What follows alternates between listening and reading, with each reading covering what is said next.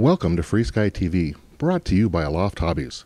Today I'm going to be setting up a wireless copilot system, or buddy box system, using this Futaba 7C as the instructor's or primary transmitter, and a FrSky module transmitter as a student's or secondary transmitter.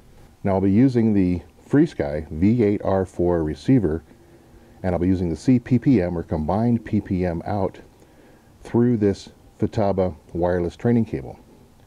The training cable has a Futaba square pin connector on one side, and it has a standard servo connector on the other. The receiver is a FrSky V8R4 receiver used for airplanes, but today we're going to let it receive the signal from a student's radio and then feed the combined PPM output into the Futaba.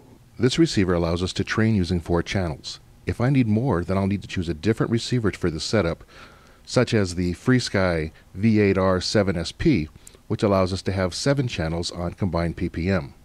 Now I'm not going to need this long antenna for this close proximity application, and that small antenna will be just fine. To get the combined PPM output on channel 2, I need to install this jumper over the signal pins for channels 3 and 4. I then can plug in the connector into channel 2, making sure that I have the white on the signal lead and the black on the negative lead. Plugging this back into the Futaba, I need to make sure I get a good connection. Once I've plugged it in securely and turned on the transmitter, the red light will come on the receiver, signaling that I've got power. Now I'm going to need to bind this receiver to the student's radio.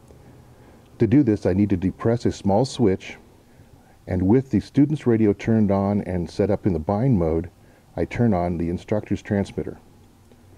When I do this with the switch depressed, I'll get a flashing light which will flash rapidly, indicating the bind process is completed. Now once that's done, I'm going to need to power cycle both the instructor's transmitter and also the student's transmitter.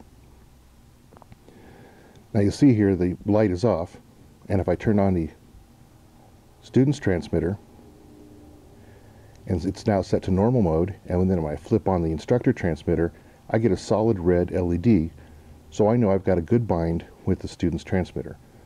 So all I need to do now is simply Velcro the receiver to the back of the Futaba transmitter, and it's ready to set up to be the instructor's transmitter. And this actually is done in the menus of the transmitter. Different model transmitters will have slightly different menus, but the idea is basically the same. Once in the trainer menu, I need to accomplish 2 things. First of all, I need to make sure that the trainer switch is active. When the trainer switch is active, it'll show off unless it's being held to give the student access, in which case it'll show on. If the trainer switch shows INH, or inhibited, then the receiver in the back is not going to be giving any signal at all to the transmitter. Now to wrap up the setup, all you need to do is determine which channels the student is going to be able to control, and whether it's going to be the student's trims or the teacher's trims which will be used. For more information on this, consult your Futaba manual. Well, thanks a lot for joining me today on FrSky TV.